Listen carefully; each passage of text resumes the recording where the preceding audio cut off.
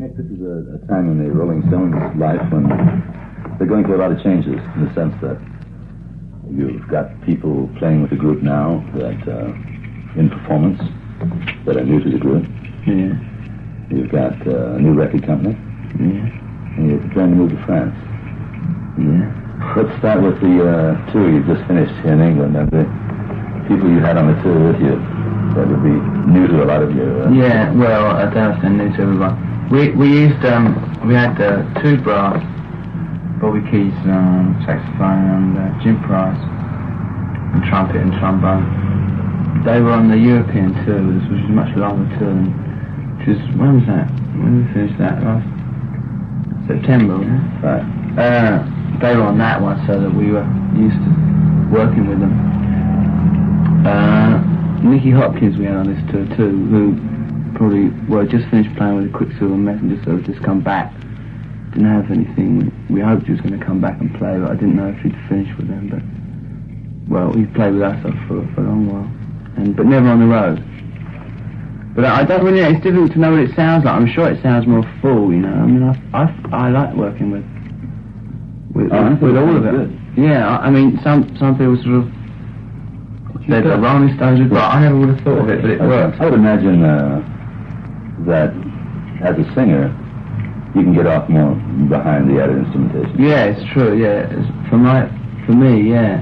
I can't hear much of the piano, to be quite honest. It's always very. I mean, I'm not sure how much piano you can actually hear on the stage. I can't. But the brass for me is great, especially on some of the new ones. You know, like Bitch is great to work with. I mean, can you imagine Bitch without brass? Really wouldn't be.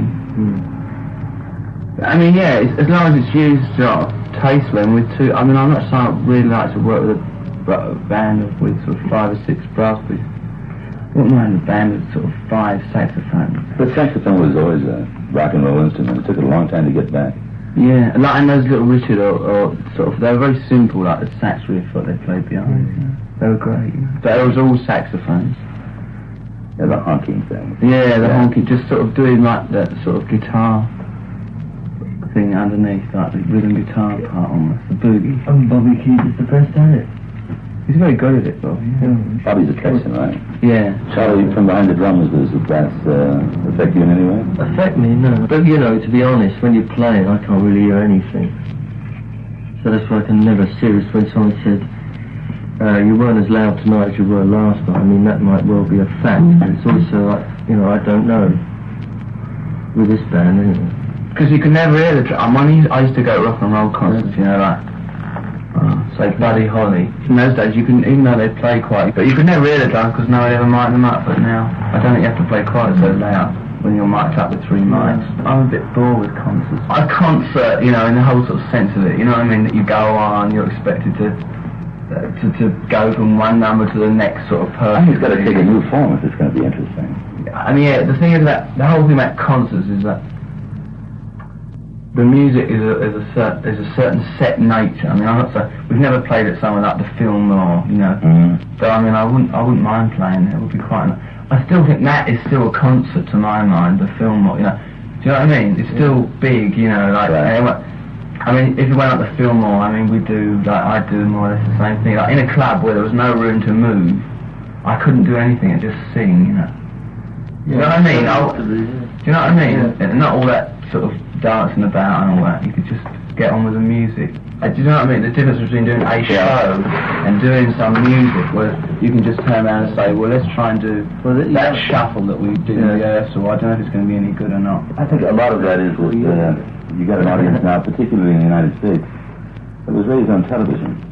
And they're used to sitting down and being entertained and not getting involved in a dialogue situation of any kind with the performer.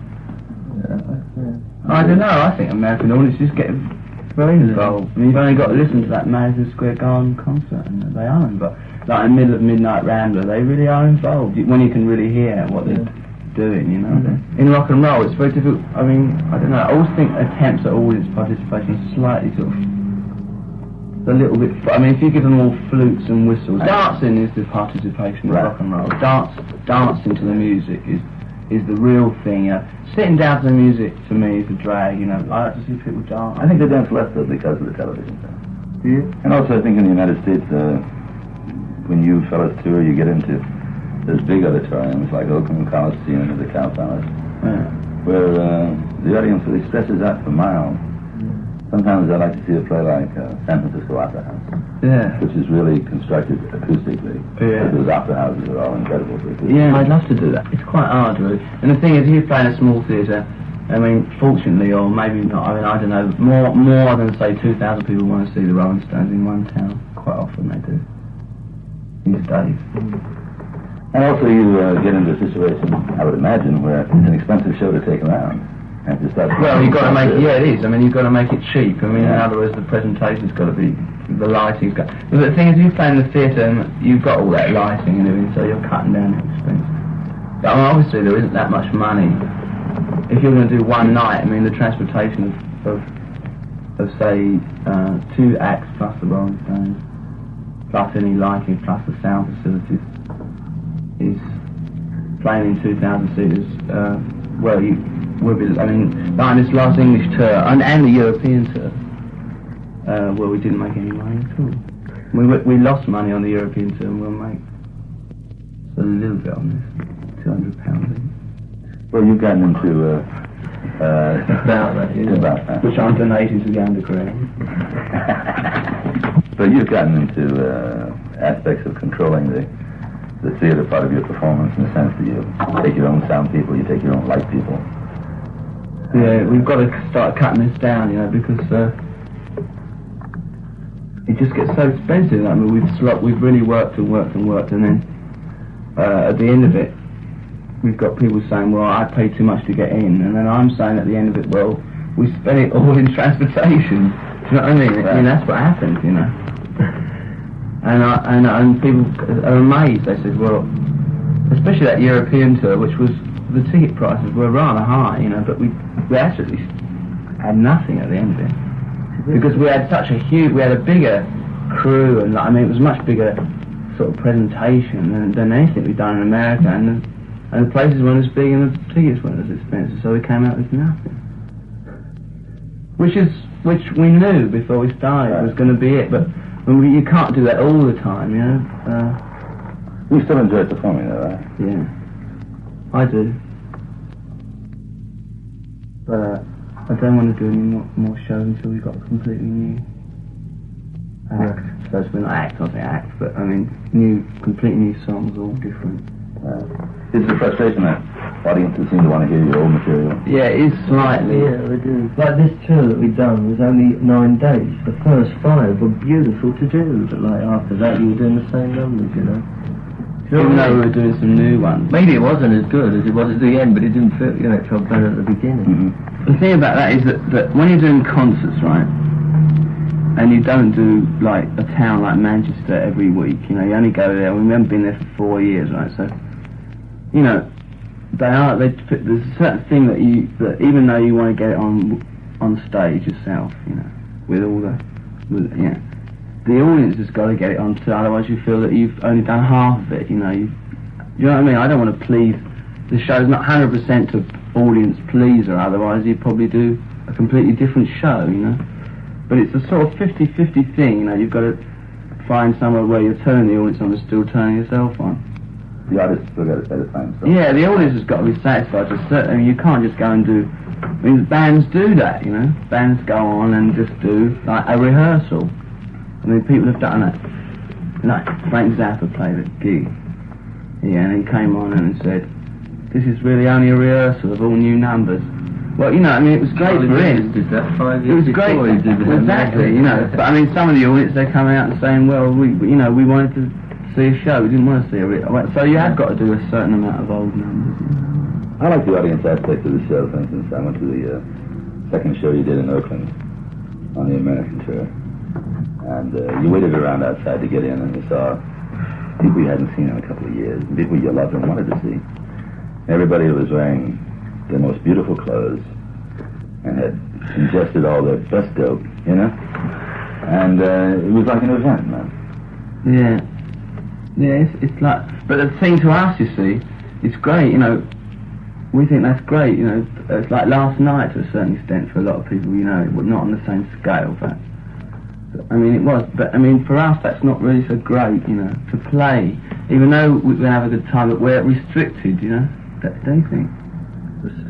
When it's like that, when it's a like big concert, and you know everyone's dressed up, and you know what I mean. It's like when we're in Paris, you know what I mean. You know. Oh yeah. It's like an event, you know, and all your friends are there as well. Like last night, all our parents were there. Well, you know, it's kind of weird doing that. I was doing that bump and grind to my mum. You know, I just thought it was incestuous sort of thing. I mean, it's great to do those, but it's. I think we've restricted ourselves to doing like, as we only seem to be doing one tour, sort of one long tour in a year or something, or two, maybe. We've got to sometimes do things in between that aren't anything to do with that. Ideally, would buy a club, but I've always wanted to do that. I mean, I don't know, not stand outside with a cigar owning a club, but I mean, just to play in one is just such an... I suppose it's nice you can do it up the way, you know. Well, in the States, a whole lot of the places to play have been closed. The ballrooms, you know, aren't nearly as active as they were. No, I know. Graham's the only one who's seemingly been successful enough in operating them, who operates them. And yeah, well, I was just talking about clubs, really. You know, I mean, you don't expect to make much money out of a club. I mean, a ballroom, you know, is enough. But here they're going to try and do that with the cinema in North London, you know. Some Americans are going to do. But here, it'd be nice if there's somewhere funky, you know. I don't think there's too many of them left anywhere. I think it's because the audience that would go to those kind of clubs, for the most part, they don't want to drink anymore. They want to smoke dope. You can't smoke dope in the clubs except... You get a lot of hassles from all kinds of people. It's true if you have a club. Yeah. But more fun to play in them. Well, there's those clubs on the strip. I mean, they open and close, you know. But I mean, there's the Ash Grove. There, when I was there was the Experience. I mean, I'm not saying they're great. There was a scene, but I mean, they do exist. And here, there's nothing, you know. The Trip was a nice club. Yeah. I was interested in the album, which is the first release of your new company, right? Yeah. Have you gotten around to a name for the company? No, but well, Marshall would probably disagree because Marshall's into this more. So, I mean, personally, the company thing was just... I always sort of looked at Apple Records, you know. And the whole thing about Apple Records was you've got the feeling that there was this new company with new ideas, right? That was running through the old structure, you know, which was going to be eventually, by signing up all these artists that everyone liked or didn't like or whatever, was going to be an important record label, you know what I mean? And they ran ads every week saying, you can be a millionaire like Paul McCartney, you know, if you're coming onto Apple with your songs, you know. So, I mean, this isn't like that, you know, I mean, we're going to start, this is just like, it's just our record label. Instead of putting on sort of Atlantic on it, we're just going to put Rolling Stones record number 2 or something. This one's called Sticky Thing. I mean, we're not going to try and make some big corporate image and try and build a sort of skyscraper in the corner of Savile Row, you know. I mean, we really don't, not interested. I mean, you know, it'd be nice if we can have like another act on the label, you know, I mean, because we've got these very nice people working there and we don't give them enough product to keep them busy. But I mean, if it all goes well, we'll see how it goes, you know, but it's not, we're not going to launch it like that, and then we're not out spending a fortune of money and all that, you know. We just decided we'd rather have a name on the label than anyone else. But people needn't start sending you tapes that come around. Yeah, I mean, the only thing is that if anyone comes along with a great sort of thing, you know, I mean, we'd love, it'd be great if we can have it, and we make sure they get paid, you know, that's all. Do you have in mind any act to record other than the Stones? True. No, I don't. No, I really don't. I don't have any bands, I mean, new bands, you know what I mean? I mean, if any sort of established band wanted to sort of get into a thing, you know, when their contract was up, you know, if they could, it would be great if we had one other, you know. I would imagine you could attract them because I think there are probably a lot of big groups around you. We're only just going to take, like, you know, we've got limitations in the amount of people we can handle, you know. Right. You know, we don't want, obviously, you know, to have good people. We're not rushing around. That's what I'm saying. We're not going to take ads and say, you know, send us your tapes, you know, we can put out 30 records a week, right. You know. I mean, we just...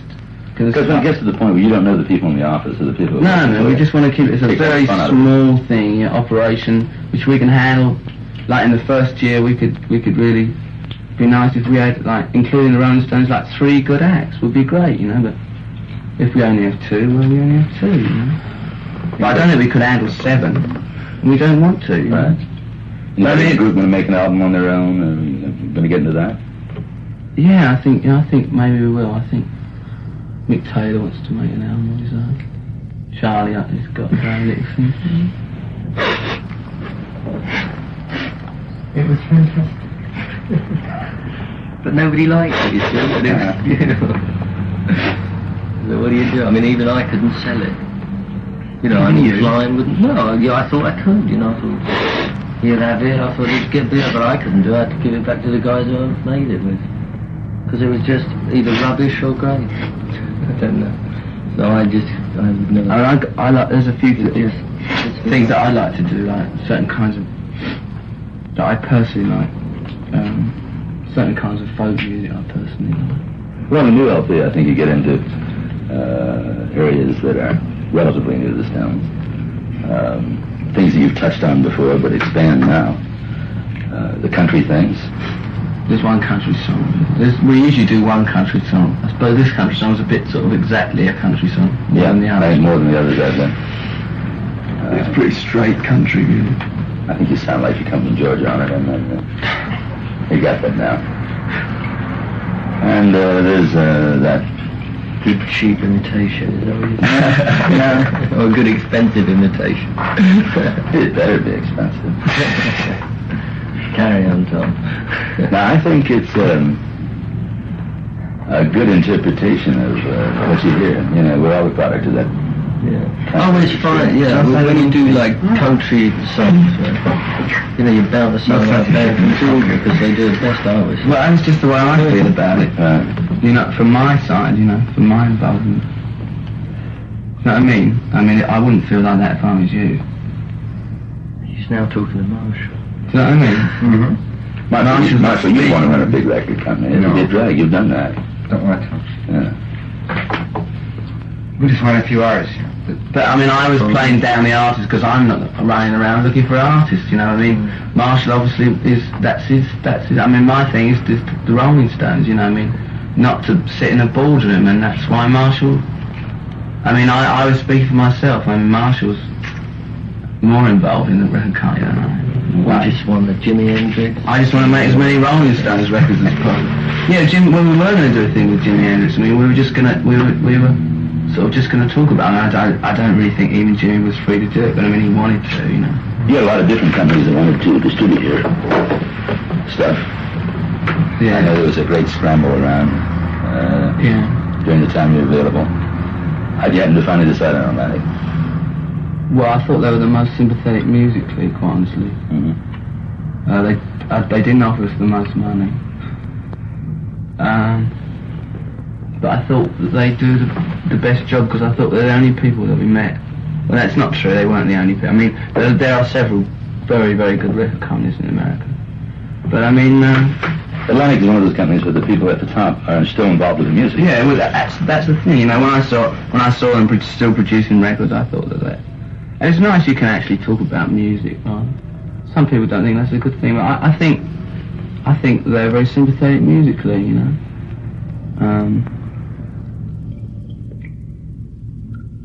Some of that, it was funny. I mean, the whole thing was great. I mean, I wish I could tell you all the stories. I don't know whether I can. But you must have run into some great corporate soldiers, the kind that never heard a record, but heard that the Rolling Stones make money. Some great ones, especially in Europe. There's some fantastic ones. Beautiful things.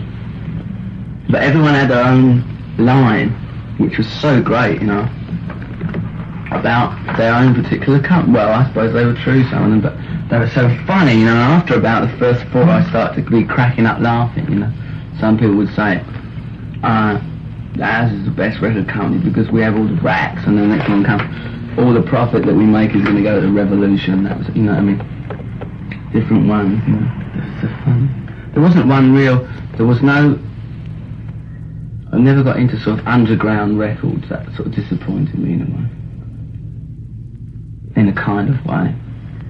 That there was nobody that was really doing anything different. I was disappointed about that part of it because I sort of came to a point where we said, well, we can't do anything, you know, we don't want to really do anything, we just want to make the records, you know, which is, to me, fair enough, you know. If anyone can come up with an idea about how to sell records, either cheaper, more efficiently, more, you know, without any censorship, blah, blah, blah, blah. But there was very little of that, to be quite honest. There was nobody, and short of going out and hiring, you know, 100 people to start a new label of, you know, I mean, I don't know where to start, you know, you know, I know a little bit, but not much. I think there are a lot of groups that want to control their own record destinies to a greater degree, you know. But isn't that part of the revolution, the workers taking over the... Well, yeah, no, but the thing is that there's so many, all the companies are large, and if they're not large, they're still using the large companies. I mean, in Europe especially, I mean, I know more about Europe than America. But there's no one really doing anything new. No, I mean, they never phone anyway. You know what I mean? They never sort of asked, you know. I mean, there were small companies who were groovy, you know. But I mean, it was still going to be the same kind of number, more or less, you know. And it was still capitalism. It was still the same. I mean, as everyone knows, I mean, unless you control the lines of distribution, that is capitalism and distribution, as well as the capital. It's no good not being a capitalist if you still have to go through Capital or EMI or what, you know, or Columbia. If you're anti-capitalist, you can't go through Columbia or RCA. I mean, and the other thing is that I'm amazed that John Lennon would change the words of his record to please EMI. I'm amazed. I mean, we would never do that in a million years. We'd just walk out. I mean, we changed the cover, but I mean, you know, no one ever asked us to change the words. I'm amazed. Sullivan. Yeah, well, that wasn't on a record. Well, I mean, I'm ashamed of doing that. We should have walked off. But I mean, we did it, you know, that was a little while ago. I don't think we do it now. There are probably cuts in this album you may have trouble getting airplay on. Oh, well, we always have trouble getting airplay. I don't really think the airplay, it's not, why am I talking to you for, but I don't think it's any more than the last album, or the one before that, quite honestly. And also it's much later in time and everything. I think it depends upon the kind of station too. The so-called underground stations in the United States have always played everything on your albums. Yeah.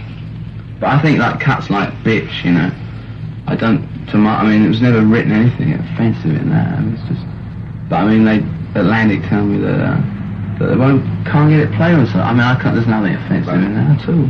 It's coming out as a single now.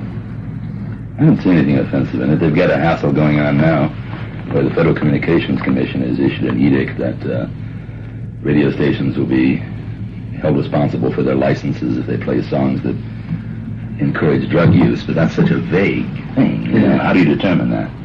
You've got a lot of songs on this new LP that make references to drugs, but I certainly wouldn't say they're encouraging drug use. No, I mean, none of our songs wanted to encourage drug use. I don't particularly want to encourage drug use. Not encourage it. I mean, you can write about it, but you don't have to. I think you write about it because it's part of people's existence, just as a news magazine will write about it. Yeah, I don't want to encourage it. But I mean, I don't see anything wrong if anyone wants to encourage it either. You know, that's up to them. I mean, I wouldn't personally want to.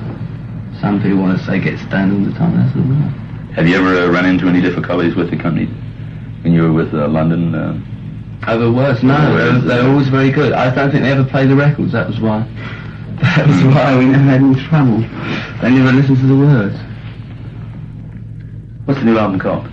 Sticky Fingers. Let's talk about some of the cuts on it, some of the things that you particularly like, the ones that you felt were interesting to work with.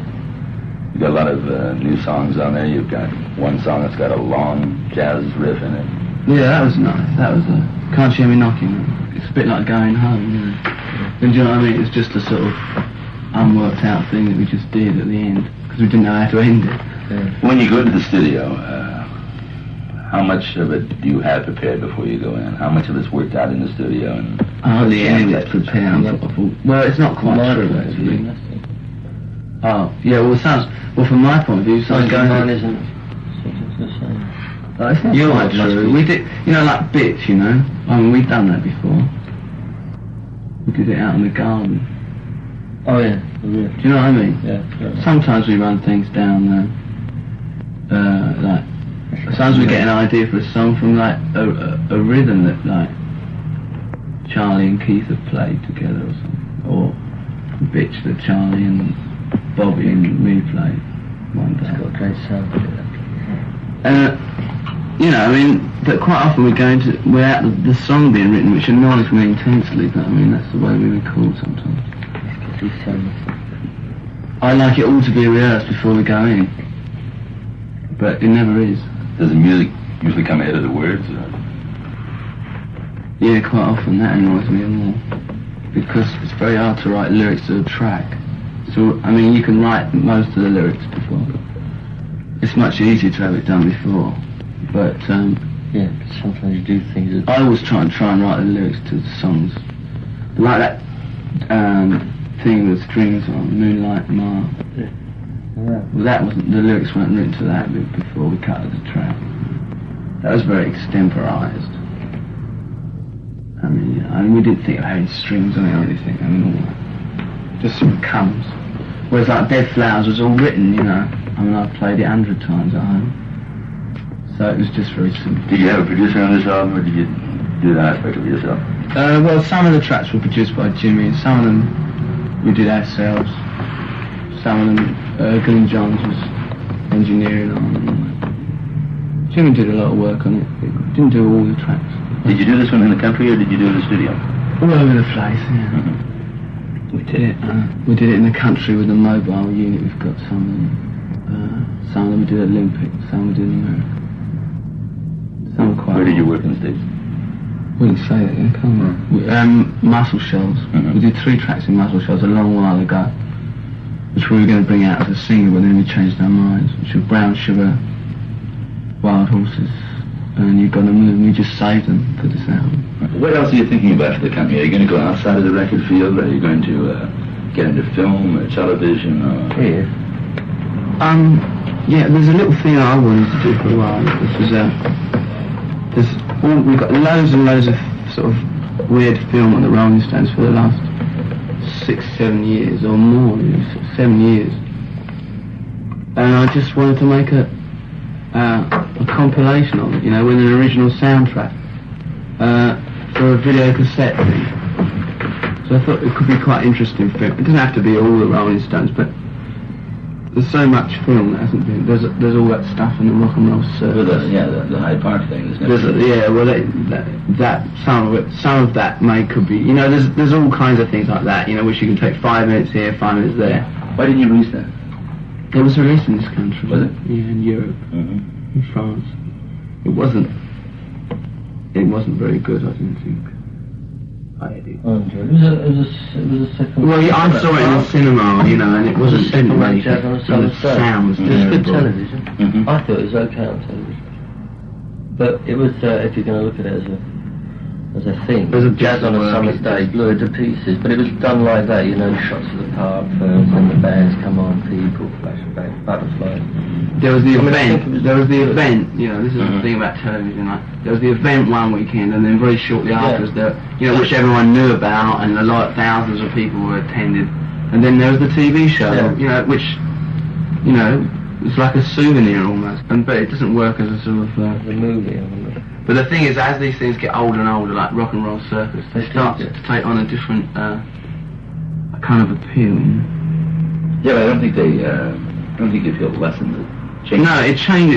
I mean, like, the Rock and Roll Circus is almost an antique now, you know, so it has things in it which are very funny, you know. Well, you've got all kinds of bits of film. I mean, we've got bits of film of us playing at Richmond, you know.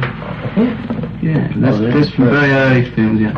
I mean, which are just fun, you know, just to see, you know. But I mean, just for my thing, was just learning how to edit it all together, and making it into a... Are you getting into that editing? Well, I just wanted to see if it was fun or not. I think it is fun. Editing is fun, you know. I mean, shooting's great, but I mean, I can see how you do that. You know what I mean? You point the camera at it. You know what I mean? I mean, the editing is the thing that It becomes an extension of mixing with a lot more alternatives. Yeah, it's like mixing a record, you know, which is fun, which I find. The more we go on mixing, you know, the more I see. I love mixing, really. Crazy, everyone's got their own ideas about how it should sound. That's the funny thing. And so have I. I mean, I know exactly how it's supposed to sound, and it doesn't sound like that. It's mixing such a... It's weird sometimes you can mix something and you do something intentionally to achieve a certain effect, and someone will say, I like all of it except that. And they put the finger on the thing that you did intentionally, to create Exactly, so you imagine there's 5 of those people. Were you involved in the mixing in the early days? Oh yeah, I used to be there. I mean, the first albums were done in mono, so that was the end of that. When we heard them back, we either did it again or that was it. Mm-hmm. Yes, Keith and I were always, and Charlie too, were there when we mixed. Yeah, some of the mixes were terrible. I mean, I didn't understand the mixing any more than Andrew did. But the thing is, Andrew thought he did understand the mixing. I think some of the things that Andrew did were good. I think there's 1 or 2 things. I think Satisfaction's very well recorded when you actually hear it. Which we had nothing I to think do with. Satisfaction's a rock and roll classic. Do you? Yeah. No, it's a good sort of 60s rock and roll, I suppose. What's the 80s rock and roll sound? I don't know if it's going to be a hell of a lot different in the sense that there are certain basic aspects of rock and roll that are always going to remain there and be the same, right? Well, when through that period it wasn't. I mean, to me that's what blues is about, Blues is about that drinking and women and all that. It's not only about hard times. It's about the way people live their lives. Yeah, but that's just one side. I mean, that's the form you take to tell that tale is up to you. I mean, you can tell that tale with a philharmonic orchestra if you want. But you have to be a bit cleverer, I think, to do it with that than you do it with 3 pieces. Yeah, it might be tougher to get people to shake their ass to the philharmonic orchestra. Well, I don't know. I don't know. I think You want to try? That's something you can do. Yeah, I mean, I just took that as the other extreme. I don't particularly want to do that, but I think the thing is that it's the interesting thing is just you have the idea, and it's just whether you use country music or the blues or like you might say ordinary white sort of rock and roll. Those particular forms. I mean, the form is unimportant as long as it's well done. It's the thing inside it. I mean, I was just learning it from writing. You write something, or you have some feeling, and either it's like it's very, you want to sort of forget everything, just want to dance, or you've got some sort of mood that you want to express, and you can express that mood either in the blues or you can express it in a symphony.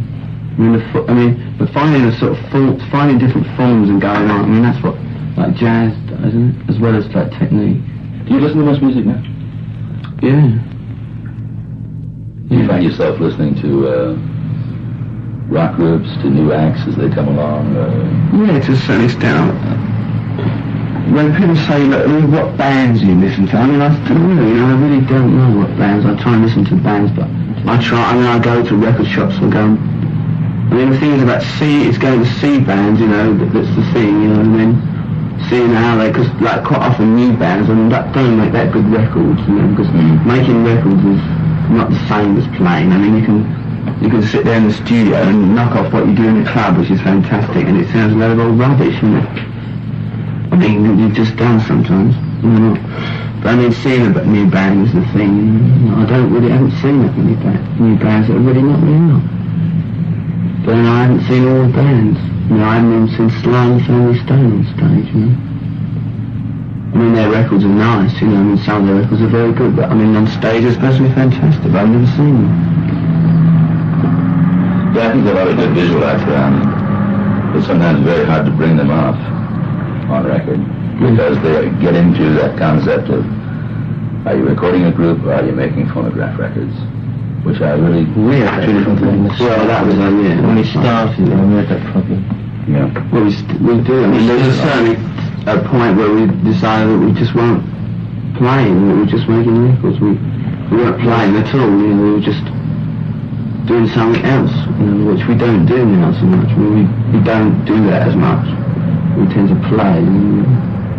We can sit down and play that song from that album if necessary, because they're all sort of songs that we can play, but there was a point where you couldn't sign. Can you do some of those tracks of Satanic Majesties? And I can't remember how they go. But I mean, that was just like the studio stuff, Well, Satanic Majesties was wide step to the right or the left or whatever from what you had been doing at that time.